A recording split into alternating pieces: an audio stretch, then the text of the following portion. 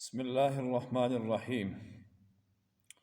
عن أبي هريرة رضي الله تعالى عنه قال قال رسول الله صلى الله عليه وسلم إذا لبستم وإذا توضأتم فابدأوا بميامنكم۔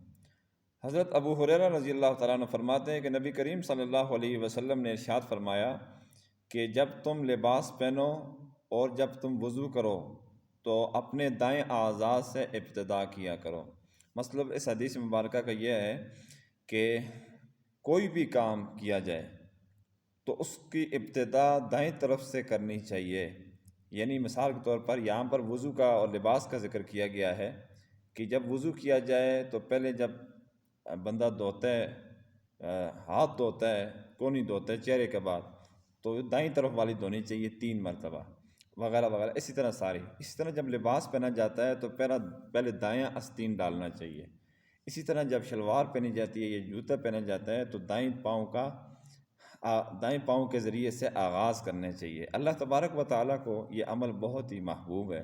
وضو کے اور لباس کے آداب میں سے یہ چیز ہے کہ خاص طور پر ان 2 چیزوں کے اندر، تمام چیزوں کے اندر کرنا چاہیے۔ نبی کریم صلی اللہ علیہ وسلم کے بارے میں تو یہ بھی آتا ہے کہ آپ صلی اللہ علیہ وسلم ہر کام دائیں طرف سے شروع کیا کرتے تھے، حتی تناول و ترجل، یہاں تک کہ کنگھی کرتے وقت بھی دائیں طرف کنگھی پھیرتے تھے اور جوتا پہنتے وقت بھی دائیں طرف سے، موزہ، جراب، جو چیز بھی ہے تو وہ اس کے آداب میں سے یہ دائیں طرف سے کیے جانے والے کام میں برکت ہوتی ہے اور اللہ تعالیٰ کو یہ عمل محبوب ہے، کیونکہ انسان کا جو دشمن ہے شیطان، وہ بائیں ہاتھ سے کھاتا ہے اور تمام کام جو ہے وہ بائیں ہاتھ سے کرتا ہے۔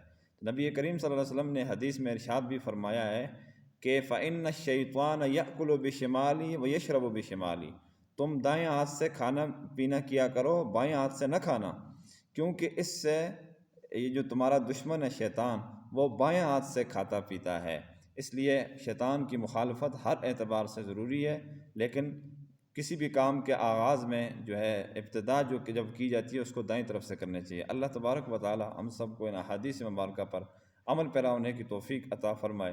وآخر دعوانا الحمد للہ رب العالمین۔